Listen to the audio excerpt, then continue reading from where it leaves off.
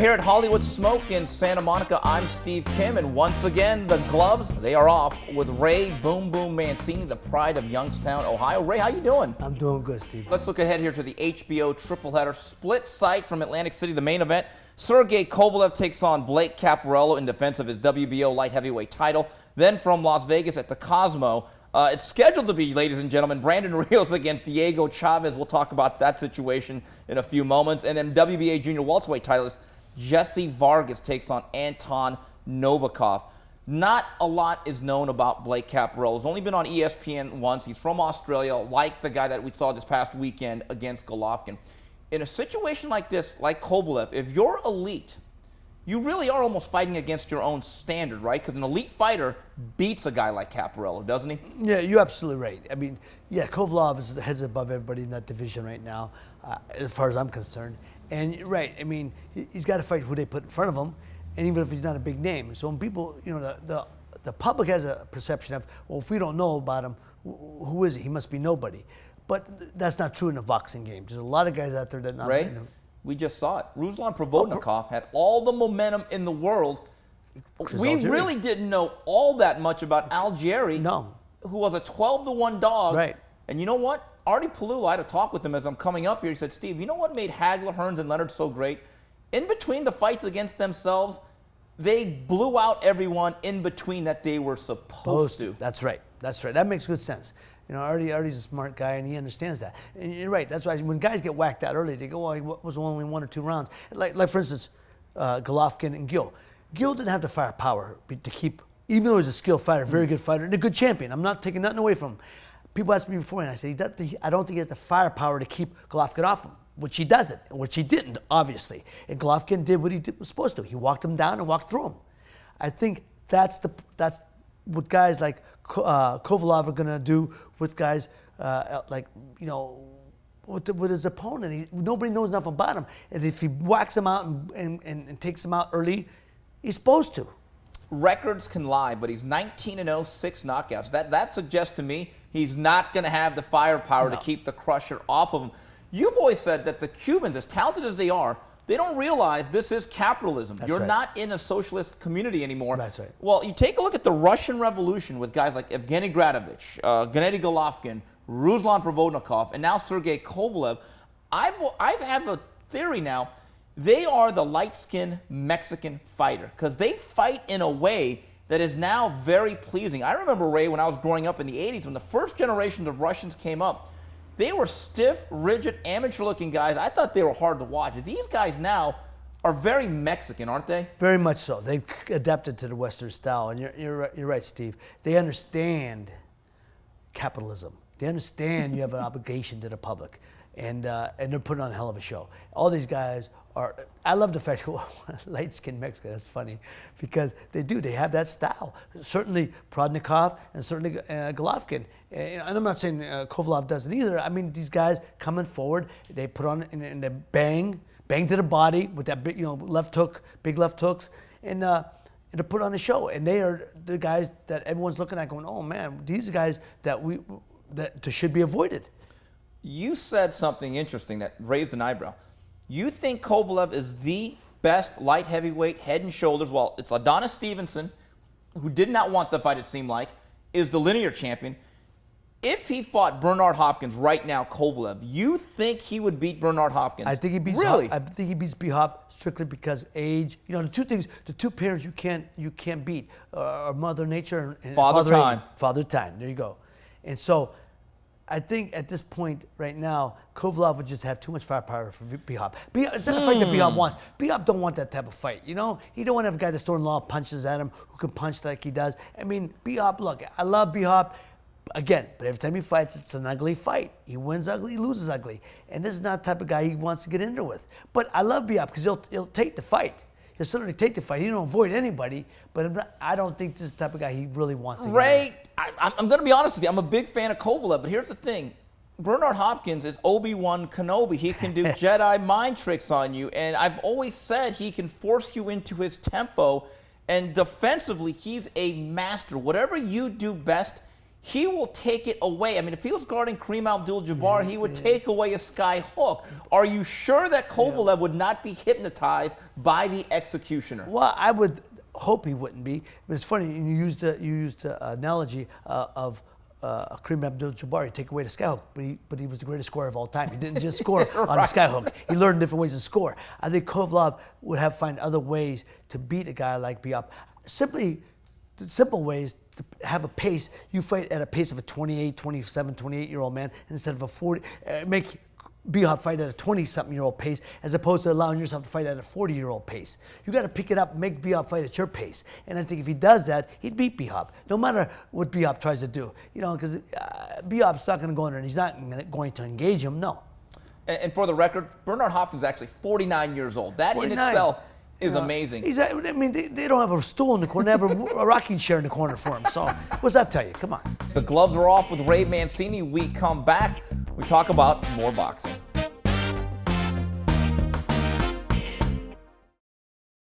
Ray, Brandon Rios is supposed to fight Diego Chavez. There's some issues with the visa, and that's the immigration stuff, not the credit card.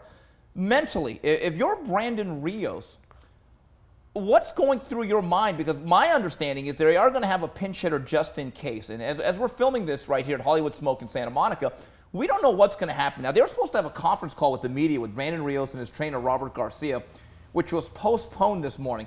That leads me to believe Diego Chavez is not going to make it to the States. But you know what? I have a theory.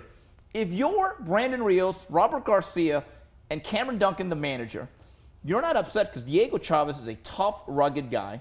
Brandon Rios, in my opinion, is a slumping fighter. He hasn't won in 2 years.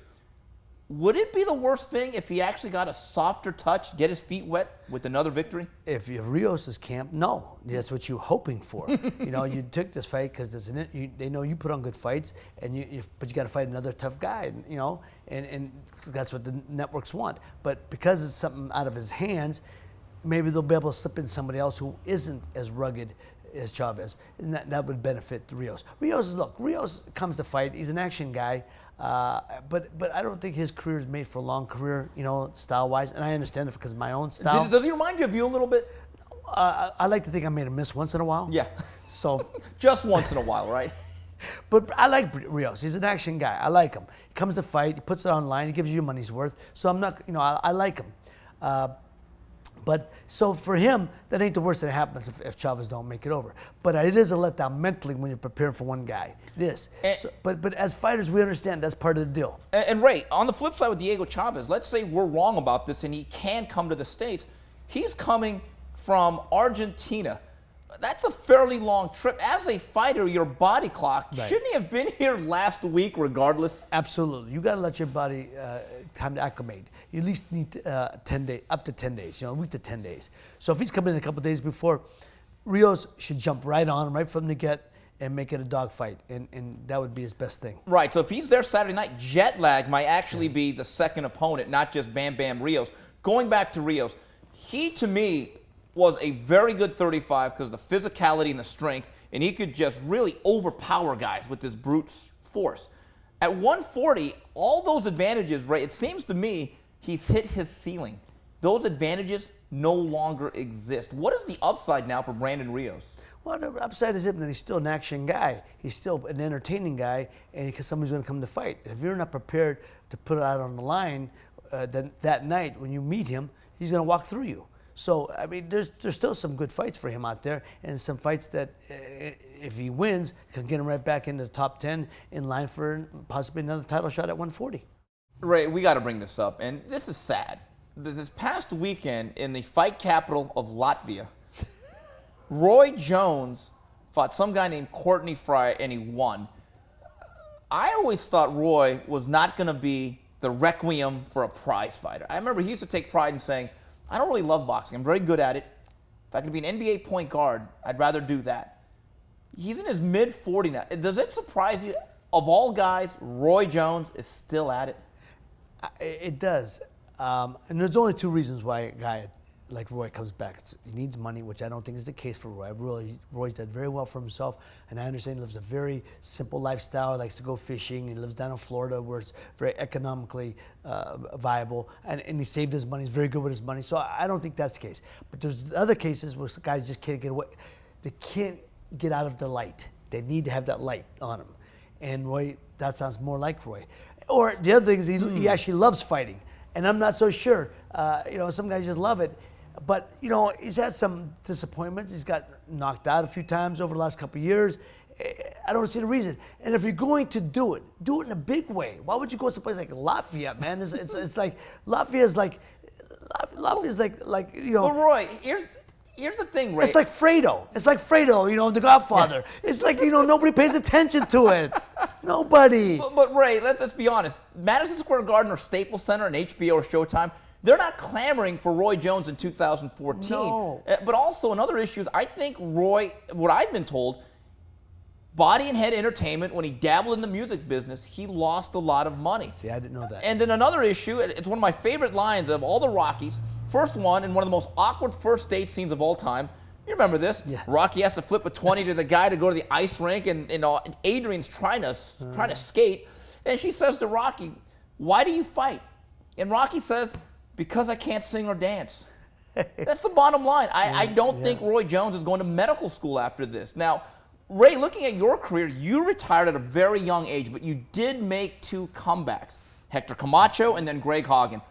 What brought you back? Well, first of all, I've said for Camacho, that was personal reasons. You hated the guy. We didn't care for each other at all. That fight was supposed to be made in '84, and because of the politics of boxing, wasn't able to be made. And that was always the one fight I didn't want to live with. What if? I wanted that fight. I wanted to at least get in there and at least get it out of my system, and we did. The Hagen fight was ego. Ego in the sense that I wanted to see if I could still compete like a world-class athlete. I wanted to see if I can get up for a fight. It was great training camp. But training camp is a dress rehearsal.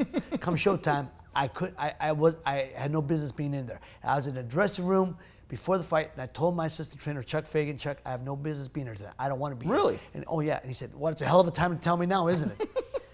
I was beat before I got in there. I told you, I could tell you things from my very first fight in 1979, my pro debut. I could tell you things from the dressing room to the ring, things I remember, people I saw, remember on that walk. I can't tell you anything about the walk for the Hagen fight. I was like dead man walking. It was so foggy for me. I knew I had no business being in there. I didn't want to be there. And, like you're walking in the ring going, it's like a death walk. It's death walk because it's nothing good's going to come out of it. Ray, here's the difference though. 2 years ago or so, Denis Lebedev knocked out Roy cold. You got stopped for Hagen, and you said, "Okay, that's it. Right. I'm done." Roy hasn't drawn that line. Why?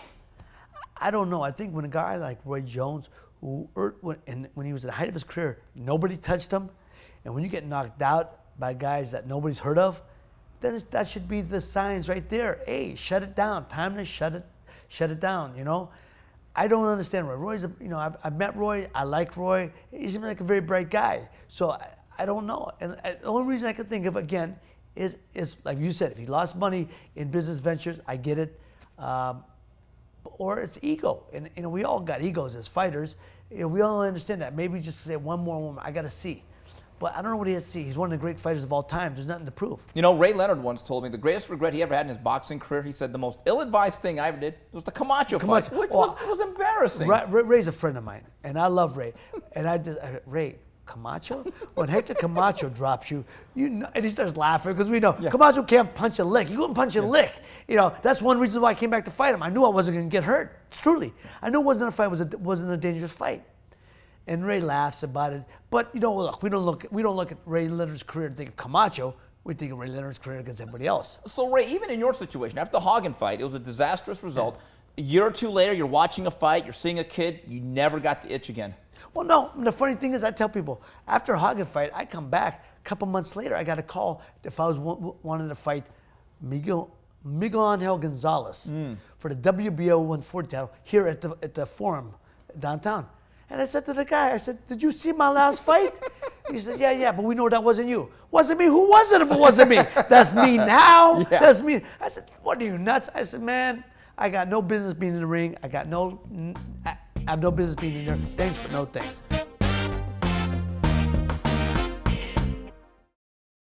Ray, we've got to talk about a pet peeve of yours. As a fighter that grew up in an era when fighters had to weigh in at 8 a.m. of a fight, day of. Nowadays, they weigh in not 24 hours. It's really 30 to 36 hours. Boy, that drives you nuts, doesn't it? It's not right. It's just not right. When you talk about, then you can't talk about greatness. You can't talk about guys in the all-time scheme of all-time fighters. You can't do it. First of all, you can't talk about greatness in the era of 12 rounds. Meaning, the last 3 rounds changed the course of boxing, changed the history of boxing. From Joe Louis would never beat Billy Conn, right? Hearns Leonard won. Exactly. Ray Leonard doesn't beat Tommy. Rocky Marcial doesn't beat Joe Walcott. There's so many fights. Ray, your fight against Arguello. Absolutely. If it's 12 rounds, I win the world title. You won the world title that night. Exactly. And I'm not saying there aren't great fighters. I'm just saying in the era of 12 rounds, it's very difficult to talk about greatness. So with that, so the fact they only got to go 12, at least make them weigh in the morning of. There's so many fighters, and I know of, and they know, who would never have been won the title in the division they fought in if it wasn't for that weigh-in the night before. There's guys who killed themselves, starved themselves, because they could have waited the night before, but then they had 24 hours to replenish. Let me tell you something. I've talked to enough nutritionists, enough doctors. Your body only needs 4 to 6 hours to replenish. 4 to 6 hours. So even when I weighed in at 8 in the morning, and the fight was for 2 o'clock in the afternoon, I fought on the West Coast for 5 o'clock on the East Coast, I still had that 4 to 6 hours to replenish. So we had plenty of time. I think it's so bad for boxing. So when you talk about guys fighting for the middleweight division, and he comes in and weighs 180 pounds, the guys aren't at the actual weight. They have no. If you can't make the weight the morning of, you have no business fighting in that division. Ray, I've said for years, if you actually went back to your way of doing it, you had your druthers, at least 80% of the fighters today would head up north. They'd go to another weight class. And here's what's happened. These weigh-ins now for the big fights that I cover, the Friday afternoon before Saturday has become this big promotional tool. They let people in for free. And sometimes there are 8,000 to 10,000 people in essence, to see 2 guys in boxer shorts. I've never understood that phenomenon. See 2 guys to drop trout. I mean, you're right. I don't get it. But let me tell you something. When I saw, they weighed in at 1 o'clock in the afternoon for this fight. There was a fight back in my hometown, Youngstown, Ohio, when Pavlik was middleweight champion. He fought Marco Antonio Rubio. They weighed at 1 o'clock in the afternoon. I told Bob Arum, who the promoter, I said, Bob, why don't you weigh in the week before? What difference does it make? It doesn't mean anything now. He laughed, but it's the truth. The 1 o'clock, when the kid's going in at 10 o'clock the night before, that's more than 24 hours. Just weigh in the week before. It means nothing anymore. Weights mean nothing. So the guys go in there, they're weighed at middleweight, they go in at light heavyweights. Come on. Ray, what I find interesting, though, when I see pictures of the older middleweights, like whether it's Harry Greb, whether it's Graziano, whether it's Ray Leonard or Ray Robinson, who's really a 54-pounder who fought at 60. Right. Physically, they look a lot smaller compared to these athletic guys today. And Ray, I think it all has to do with one fact. They had to weigh in the day of the fight. They were actually true 160-pounders. Yes. You know, one of the great fights at middleweight when the guy moved up was when Roberto Duran fought Marvin Hagler. And people thought, oh, that was crazy. But you have to understand, when Roberto and Marvin fought, they were the same height. So Roberto wasn't giving anything away. And Roberto blew up in weight too. So carrying around 54, 55 was okay for him. So he weighed in whatever it was, 55, 56, whatever. But it comes the morning of. If it would have been the day before, he would have come in at 180. And it would have been as good a fight. But let's say you fought today. Let's say Ray Boom Boom Mancini, the matinee idol of CBS, the pride of Youngstown, fought in 2014, and the weigh-ins were on Friday afternoon. Would you have gamed the system, or would you have gotten any advantage from it? I still might be champion. I don't know, because I tell you, Steve, I fought last year and a half of my career. I couldn't make weight. Why? I only had 5% body fat. My body was growing. I'd come off the scale. I was 130. I'd come off out of the gym 154. I have 2 glasses of water. I was 138. Oh, what happened? You know, because your body absorbs, when you're so dehydrated, your body's like a sponge. It absorbs it, and it holds it. So the point being is, would I have worked it? Oh, man, I would have loved it. Now, I wouldn't have gorged myself because I knew how to eat. But I would, as they say, I would have, carbo-loaded. Yeah. You know, I would have had them carbs, several small meals along the way, and I'd have been ready to burn. And let me tell you something. It does affect you. Ray, I think one of the issues why this is now being done, and fighters and managers and promoters use it as a crutch, when your world-class fighters only fight twice a year, and in between they're going on 4-month, 5-month vacations, and they're putting on weight, I think this is a systemic problem. Back when you fought a little bit more often, let's say 4 to 6 times a year, or even 3 times a year, you didn't have the downtime. I mean, we went through a generation of James Toney, Fernando Vargas, Riddick Bowe. These guys simply were not in shape throughout the year. And I think now that this day of weigh-in is a crutch to, in essence, make up for the laziness of a lot of professional fighters. You're absolutely right. Absolutely. That's why they got guys fighting late into their 30s when they don't, I think they shouldn't be. And when, 12 rounds, they don't got to go 15. Mm-hmm. I've said this. If it was still 15 rounds, there would not be all these organizations, because very few guys go 15. Mm-hmm. So they wouldn't have all different fighting organizations, and you would have very few. The champions we'd have would be more quality champions, because these were guys who could really fight. Wouldn't be guys who were using the system, as you said, to gain it. But also, let me just go back to what you said about James Toney. One thing about James Toney. Thing that James Toney did to keep his weight down was he fought all the time. Yeah, he did. He was fighting. He'd fight, for a couple $100,000 for defending his title. Then he cut for $10,000 a couple weeks later to just stay active. He was one of them guys. That's why I admire James Toney, and I liked him as a middleweight champ. Yeah, and it wasn't until he started making the real big money, activity slowed. Unfortunately, so did his metabolism. Right. Well, of course. Well, now, and he could still fight because he had the ability. But but what I'm saying, when he was a middleweight, he was fun to watch.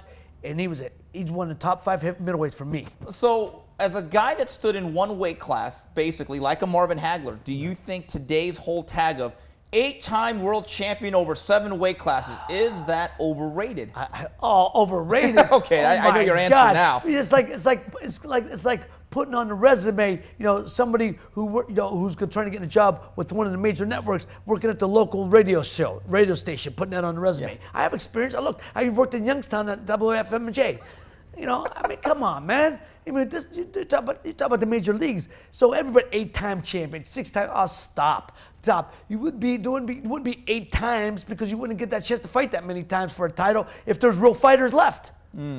Well, there you have it from Ray Boom Boom Mancini. I'm going to get more Twitter and emails about that comment. And that in mind, at Real Boom Boom, right? That's the Twitter. That Twitter. Yeah. At Real Boom Boom. Hit me up. Give me everything you got for me, man. Yeah. Anything that needs to be said to him, just keep it off my timeline and go to the champ himself, Ray Boom Boom Mancini. The gloves are off. From Hollywood Smoke, this is Steve Kim saying, till the next round, goodbye, everybody.